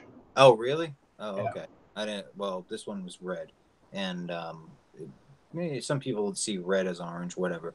But maybe not. I know Dolan said it was orange too, but this was So Dolan said he was orange too. That's interesting. So when did you see this spirit? About a year, right? A month after I moved into my new place, which was like about last January. So it's a year and 8 months now. Jeez, wow, time flies by. Year and 8 months. So did you see it with your eyeballs or like with your mind? Yeah, with my eyes, not with my mind. It was laying in bed, but I did feel like something was. It was just a weird, like feeling. It was just like I felt like there's something down there. I don't know why I feel that, but I feel like there's something at the end of the hall. But then, like I say, the door opened up on its own, and it was pitch black, and all I could see down at the end of the hall was this little floating ball. Not that little, but there was not really a face. There wasn't really a face. It was just a ball. And it was like almost like Tasmanian Devil when he goes like in a circle, like bzzz. I hate to say that, but that's like what I think of. That's the only way I can describe it, really. That kind of like smoke, like it was like all chaotic, but it was red.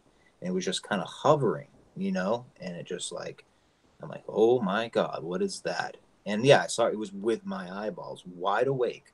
But then I was like, I can't move. Like I was going to get up and or something, but I couldn't move.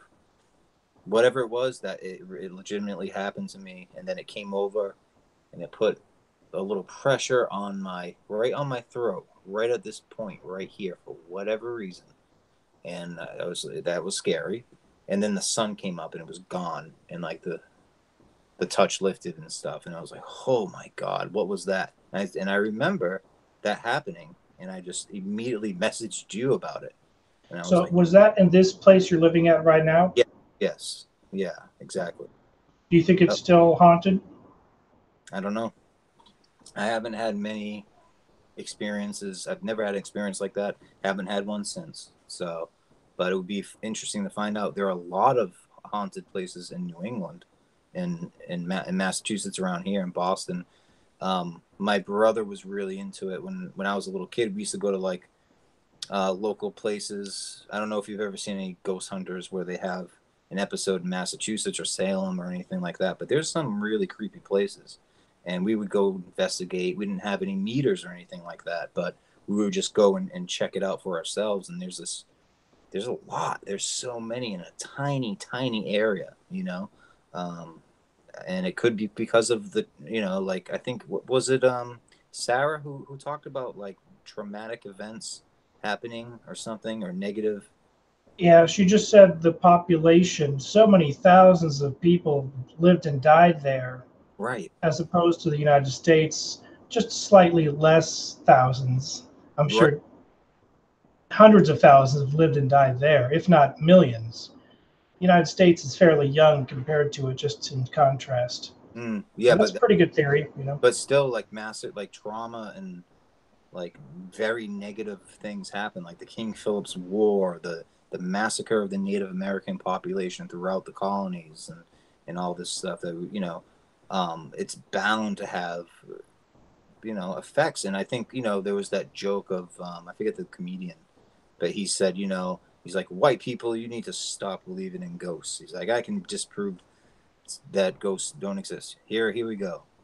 He's like, you do know that if ghosts exist, that black slaves would come back and mess you up, and it's a funny joke and stuff, but like, you think about it, like, and I think about my experience with the possible Native American spirit haunting or revenge, or maybe it wasn't, but there's that. And then I mean, it's a blood-soaked land, so I don't know, it's just something that came to my mind, I guess.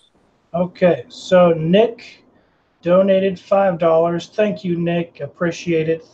He writes, thanks for the stream tonight. You should ask Brandon to come on back sometime. I'll watch for a few more minutes, but it's getting late for me. Well, we will be here, I don't know, how long want to go, 15 more minutes? Yeah, it's fine. Okay, we're only going to be here 15 more minutes, but I enjoy these stories. I experience poltergeist activity occasionally, rarely. It's pretty rare. But back in 2011, I saw it a lot. Now, people they're like, okay, that happened to you, whatever. But it happened.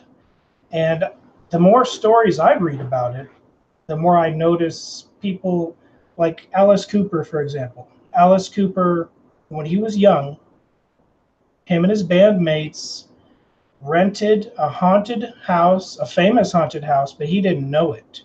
And he opened up his suitcase, he put his shirts on his bed, he walked in the bathroom, and then he walked back, and the shirts were back in his suitcase with the suitcase closed. Whoa. Stuff like that. And the more I read and hear about other people's poltergeist activity encounters, usually it happens when they're in another room, so they don't actually see the object move with their eyes. As for me, in 2011, I don't know what moved around when I was at work, other than a few things, but most of it was right in front of my face. It wanted me to see it. Right. It wanted me. My hand wasn't on a planchet. We're talking a table 5 feet away. A bottle of water was knocked violently. A cup full of pencils was played with and knocked down. I mean, the thing did it right in front of my face. I was not in a dream state. I wasn't sleeping. So when that happened to me, I was freaked out for the first 2 weeks. I couldn't sleep. I could not sleep. Yeah. A spirit that packs your stuff might be sending a message or a sign to get out. Probably. Yeah, Alice Cooper said him and his bandmates, they couldn't stay there longer than a couple days. They did leave. And the friend told him, hey, that's a haunted house, right? He said, oh, thanks for telling me. Thanks for warning. Oh, jeez. So Alice Cooper experienced it. And my favorite is Dan Aykroyd experienced poltergeist activity. He wrote the movie script Ghostbusters. Did he? So if Dan Aykroyd never witnessed poltergeist activity, Ghostbusters possibly would never exist. Hmm. So people that say poltergeist activity is fake, it does impact the world, even pop culture. I'm sure Dan Aykroyd doesn't want to talk about it too often. He'd rather talk about Crystal Head Vodka, his vodka company, something like that, or his successes in working with Bill Murray or John Belushi or something like that. But you notice he doesn't tell the poltergeist story too often. He keeps it to himself because he's a comedian from Saturday Night Live. He likes to brighten things up and not go down the scary route. But I would really like to hear Dan Aykroyd really go into detail about those encounters. Yeah, have you ever heard his Men in Black story?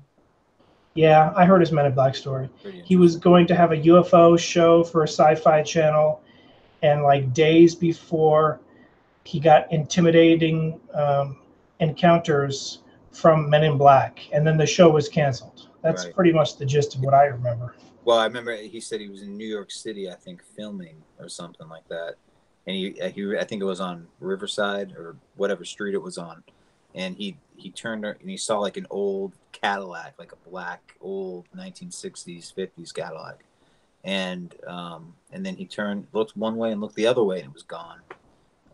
So that's what I heard. But okay, spare or saper, I don't know how to say this. Answer, please. My mom's home is haunted. Mom saw an orange smoke thing shaped like a star in her room. What is this? I don't know what this is, but it sounds very close. Mine was like red. So orange, red might, some people see orange, some people see red, might different shades in between. I can tell that the fact that she said it was pointy, like a star is pointy, that might be her way of describing the pointy jaggedness and the little smoky non-smoke. There's no way to say like smoky, but not smoky. It's so weird. But it could be very much a demonic negative entity, in my opinion. And then, yeah, John, what do you think? Well, I remember talking with one of my friends when we were like very young. We're talking 15, 16, and the subject of UFOs was brought up. And I don't think I even brought it up. I was like, UFOs, whatever. Never saw one, don't care. And my friend said he might have seen a UFO. And I said what it looked like. He said he was in broad daylight and he was an orange ball about this big. And he was levitating. And he saw it like out of the corner of his eye, and then it disappeared. That sounds like a spirit, not a UFO. Right. Yeah. Well, it was flying and it's unidentified and it was an object. But yeah, it sounds more like a spirit, huh? I can, what's interesting too about smoke and stuff. Remember, E.A. Coetting said that he was smoking cigarettes or something like that, and he was trying to invoke some demon, or the ascended masters or whatever, and they came apparently and said something like, "What is that noxious aroma?" And they didn't like the cigarettes. But you think about it, like incense, like people use incense and burn sage and all this stuff. Like there might be something too, like, and they like give offerings of food and all this stuff, like, so there might be something to that. I would say personally, be very cautious on burning incense on a regular basis. The way I think of it, a spirit, they don't eat food, but they can almost fly through that incense smoke and they like it. I know scripturally speaking, it says God in the Old Testament, he liked those offerings of incense Moses gave to him in the temple, something to that effect. Right. So I can see perhaps spirits trying to turning into a form of worship towards them. I mean, that's just a guess, but that is pretty funny that the spirit didn't like cigarette smoke. They are very specific on what type of incense they like and what they don't like. Yeah, and I guess food too, like some entities like chocolate. You know, like you see in Hereditary, the little girl's always eating a chocolate bar. Not going to spoil it, but like that's what it's about. Thanks, Brandon. Let's see another someone here. I've seen spirits being. This is from Edie Star 77. I've seen spirits being pulled out of people. I grew up Christian. Okay. And Christopher Fowler, Ackroyd experienced the poltergeist activity in one of the hotels where The Shining was made. I may be wrong about this, or the. Well, there's only one hotel. It's the one Stephen King stayed in that he used for inspiration to write the book. The other, the Overlook Hotel looks nothing like the inside, which was a set built by Stanley Kubrick. That's The right. outside exists, and it was only used for outer shots, and it's not known to be haunted or anything. Kubrick just liked the look of it. And Yeah. so perhaps he stayed at that hotel the hotel that Stephen King stayed at. It's a white, um, old style house. It could mansion looking hotel. It could be haunted. I don't know if it is or not. I forget. Did he base it? Was it a hotel in New England? If you know, do you know, or was it in Colorado? Well, the real one, it looks like a southern type uh, A state? estate looking hotel. That's what it looks like. I know Stephen King went there. He was inspired. He wrote uh, an entire movie or a book, I mean, about a hotel in the hotel. I don't know if it was haunted. I'm not Well, sure. there is a hotel. I just asked because ever since I was little, been going up to New Hampshire, and if anybody knows New Hampshire, there's a place called Mount Washington, and it has the highest winds of anywhere in the United States. I guess at the very peak of it, anyway. And I used to climb it. And there's a famous hotel there called the Mount Washington Hotel, and it looks just like right out of The Shining. They keep it like early 1920s like feel, like it's got all the original um like floors and the whole. It's very Shining like hotel. Look into like I should go back up there and maybe like check into it and stuff, but I'm you know pretty sure very the outer scenes are from a Colorado hotel, from what I right. remember. Yes, the outside. No, yeah, the outside is. But I'm just thinking like maybe Stephen King might have stayed at the Mount Washington Hotel, and maybe that, or there are a lot of hotels like that, I guess. But this one's particularly Shining esque, I would say. I don't know. It's a very, like you say, it looks like a big house or a mansion, and I stayed there a couple of times, and it is freaky. It actually has an arcade game room too, just like in the movie, and where like Danny's playing like the darts or whatever, I think, and they have that. Like they have like a little room like that. Um, I guess it's common, but that's like my 2 cents on that. As far as being Christian, yeah, I mean, I'm not here to like talk about Christians or any type of religion or anything like that, but I will say that most interesting, or some of the most interesting things I do hear is from real exorcists, and not like the type of people that are like, I'm going to put on a shirt today and say I'm an exorcist. Not those people. Like the people that really like studied it, in Rome and stuff. Like this guy, Father Rippinger. Very interesting stories. Very much. He has a very over, I think, 25 years being an exorcist, and so his stories and the way he's written about these things, and his experiences are fascinating, and you should check him out. Okay. I mean, I Yeah, think, I yeah, would personally never want to be a professional exorcist no, I unless don't. you want demons to follow you home every single night, because that's pretty much what it is. That's That's what he freaky said. stuff. Yeah, he said, like, if you're an like, there's not like not too many people like they go into it thinking, oh yeah, this is like I'm tough enough.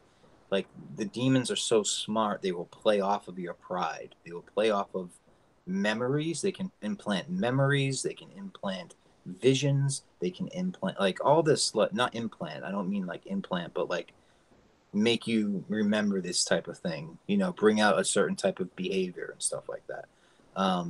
You know, for whatever, they have it like down to a science almost, as much as you can without, you know, because the mainstream science, like, as you say, you know, they kind of deny the spiritual aspect of life.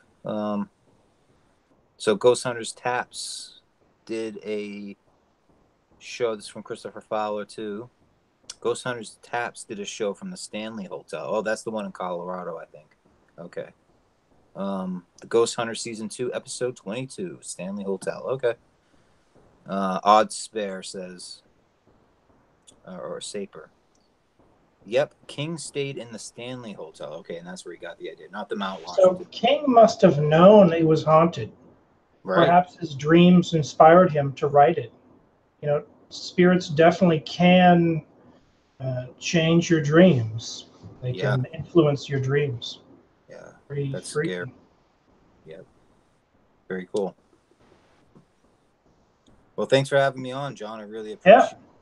Thank you for coming on. It's been 2 hours. That's a good length. Yeah. I apologize for the break in between. It could have been spirit related or just something regular technological wise, but I have noticed while I'm compiling a video, the Wi-Fi will go out randomly, like the second after I click upload. Kind of unusual, but the TV series of The Shining, did you ever see that? Oh, yeah. Where they say nut and honey a bunch of times. Yeah, the moving, like, hedges and all that stuff. Man, what was the lead actor? I mean, the guy from Wings? Yeah. He throws in nut and honey as a joke. Yeah. Over and over and over, really dating the movie because those commercials were popular. And it ruins the whole thing. That's right. Nut and honey. Oh my God. Yes, I remember that. Oh, hey, Lunar Sparkle. So what's going on? We got some more people joining us right as we're kind of ending it. Omar Corona says, he's from California, San Diego. That's where I used to live, a little north of San Diego. I'm going to be moving back to California soon. But yeah, I used to live in Cardiff by the Sea and near Rancho Santa Fe in La Jolla. So very cool. I'm on the road, staying on a fairly paranormal active place. Where are you, Lunar? Sparkles, where are you? Keanu or Keanu?